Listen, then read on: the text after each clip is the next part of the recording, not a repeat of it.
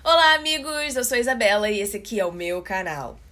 Quem viu o vídeo de semana passada sabe que eu falei sobre borderline, só que eu falei sobre o meu diagnóstico naquele vídeo e hoje eu vou falar sobre o que é este transtorno borderline. Que diabos é borderline? Se você tá por aqui porque você acabou de ser diagnosticado, estamos juntos. Eu também fui diagnosticada e é por isso que eu tô fazendo esse vídeo, porque eu sei o quanto eu precisava ouvir essas coisas, o quanto eu precisava entender o meu transtorno. Durante toda a minha vida, né? Quando eu não era ainda diagnosticada, eu precisava entender. E quando eu fui diagnosticada, mais ainda, porque eu queria saber cada detalhezinho e o que eu podia melhorar em mim mesma a partir do momento em que descobri o que eu tinha. Então vamos lá, vamos falar desse transtorno que é pouco conhecido, porém bem comum.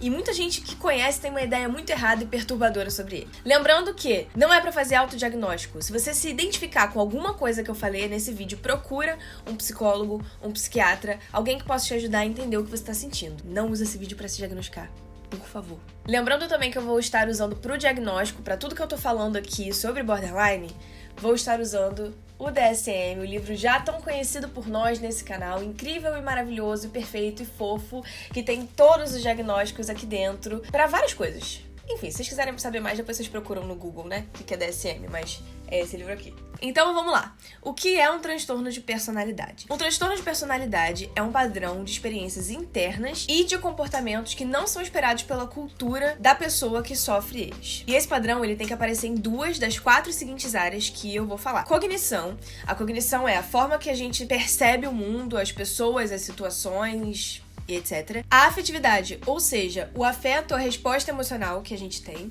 O transtorno de personalidade pode afetar a variação, a intensidade, a estabilidade e a adequação da afetividade. Funcionamento interpessoal, ou seja, como a pessoa se porta no meio social ou na interação, né, com outras pessoas, e o controle de impulsos. Para ser caracterizado como transtorno de personalidade, o padrão ele precisa ser inflexível e abranger uma faixa ampla de situações pessoais e sociais. Não pode ser uma coisa pontual, tipo, hoje eu tô estressado, então eu tenho borderline. Não. O transtorno de personalidade, ele é mais amplo que isso, ele é uma coisa que é mais contínua, é uma coisa que sempre foi algo na sua vida, não é uma coisa que aconteceu pontualmente. Esse padrão que a gente tá falando, ele também tem que ser uma coisa que causa sofrimento no paciente e que causa sofrimento em várias áreas da sua vida, seja profissional, seja pessoal, sei lá, de relacionamentos. O padrão também tem que ser estável e de longa duração e não pode ser explicado como uma consequência de outro transtorno mental ou atribuído a efeitos fisiológicos de alguma substância como drogas ou remédios. Todos esses pontos são considerados para fazer um diagnóstico de transtorno de personalidade. Não falei de borderline ainda, isso é só do transtorno de personalidade. Agora nós vamos para a parte do borderline especificamente, tá? O que é borderline? O que é transtorno de personalidade borderline? O transtorno de personalidade borderline, ele é caracterizado por uma instabilidade nas relações com as pessoas, na autoimagem, nos afetos. Além disso, o borderline pode apresentar comportamentos impulsivos e que surgem normalmente no início da vida adulta, podendo vir antes. Quais são os sintomas do transtorno de personalidade borderline? Então, existem 9 sintomas caracterizados no DSM, sendo necessário que você apresente pelo menos 5 para ser diagnosticado como borderline. O primeiro é esforços para evitar o abandono real ou imaginário. Basicamente, esse é o ponto principal do borderline. O borderline sempre acha que ele vai ser abandonado, seja isso verdade ou mentira. E é por isso que existem tantos problemas em relacionamentos com borderline, porque ele acaba sendo muito manipulador e controlador por causa disso. Porque ele não quer perder a pessoa, então ele faz de tudo para não perder aquela pessoa, aquela coisa.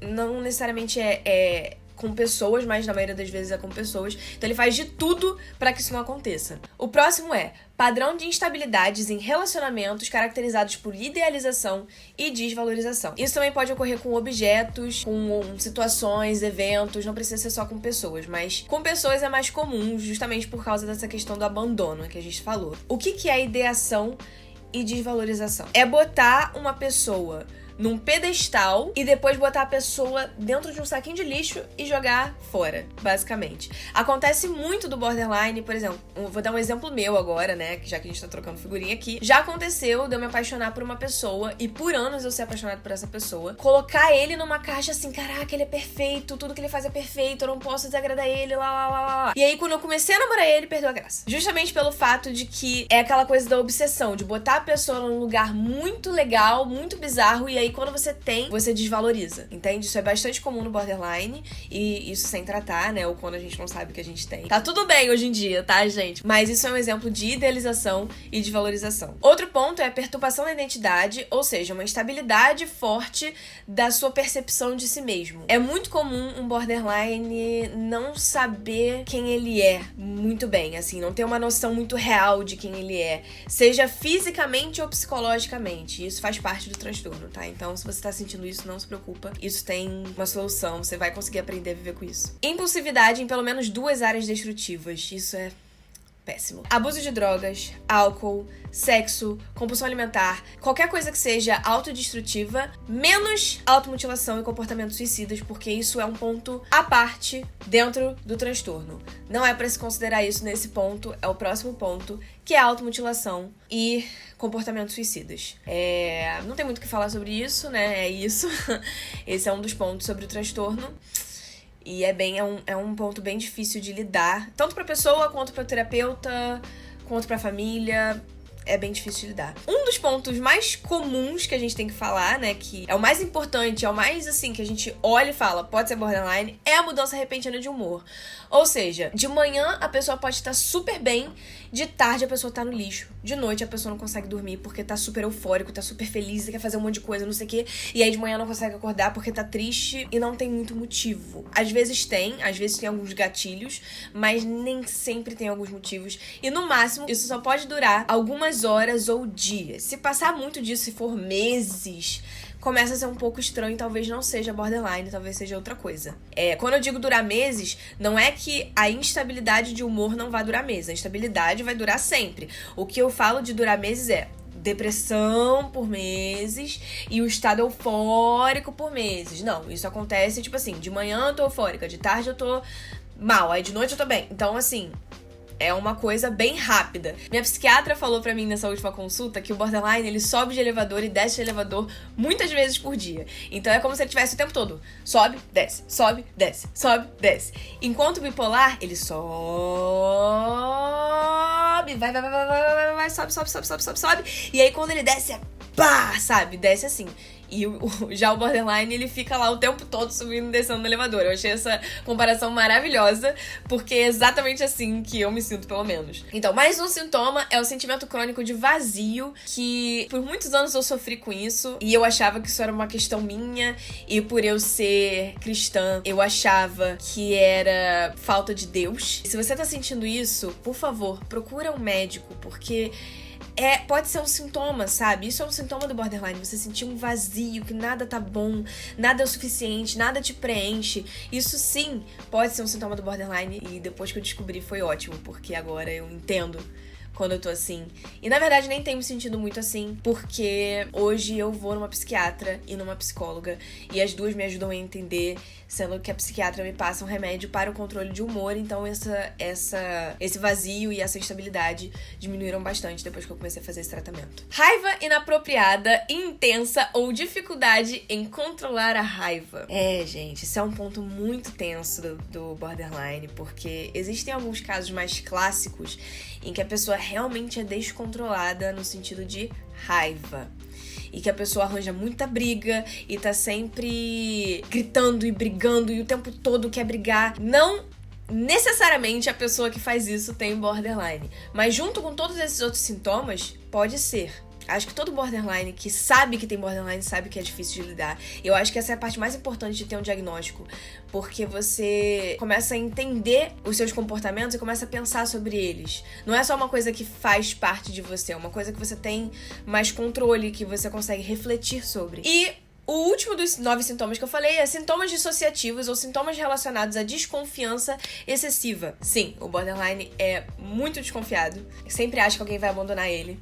justamente porque a gente falou lá em cima, né, que tudo tem a ver com abandono, então todo mundo vai abandonar.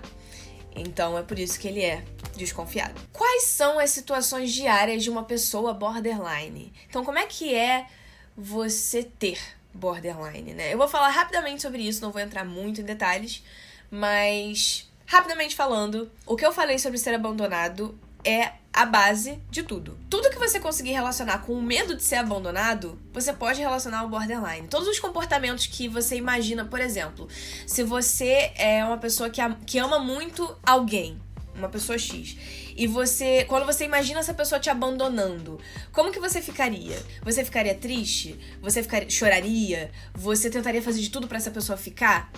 Então, isso é o borderline. Só que sempre. Então, os borders normalmente eles se irritam muito com mudança de planos, se a pessoa se atrasou por algum motivo e não avisou. É muito comum, gente. Eu sempre acho que a pessoa morreu, tá? Sério, meu namorado, ele sofre com isso, porque se ele se atrasa e ele não me avisa e se atrasou mais de meia hora, 40 minutos, eu já tô ligando desesperada. O que aconteceu? Você morreu? Tá tudo bem? Eu já acho que morreu. Eu já acho que nunca mais vai voltar, que eu nunca mais vou ver. E isso é um problema, porque não tem nem base isso, mas a gente já... E é real, pra gente é muito real isso, sabe? Também é normal que a pessoa borderline ame demais ou odeie demais. Os borders também são controladores, tanto com eles mesmos quanto com as pessoas que estão em volta deles, justamente por conta dessa dificuldade de entender as pessoas, entender o comportamento delas e achar que elas não vão abandonar a gente. Muita gente diz, por causa dessa questão controladora, que o border é manipulador. E eu acho que não deixa de ser verdade, mas ao mesmo tempo é muito injusto você achar que é manipulador e ponto. A grande questão é que a pessoa sempre tá achando que você vai abandoná-la.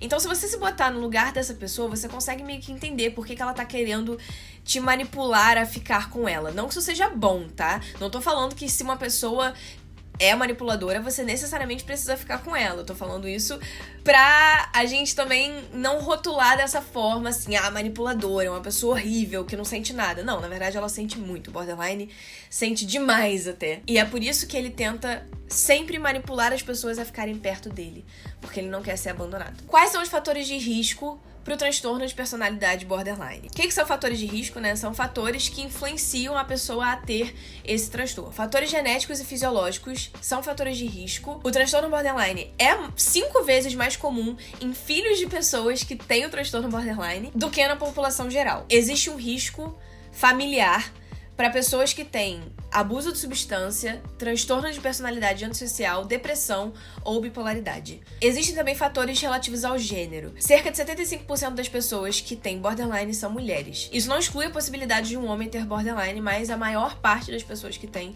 são mulheres. E a pergunta mais importante: o borderline tem cura? Não. Agora que eu... Desculpa, você que veio aqui nesse vídeo pensando, tem cura, eu estou doente. Calma, você não tá doente. Isso é uma questão, quando eu digo que não tem cura, é pelo simples fato de que a sua personalidade foi escrita dessa forma. Você cresceu e se formou dessa forma. Então, não existe cura para a formação da sua personalidade. O que dá pra gente fazer é melhorar a nossa vivência.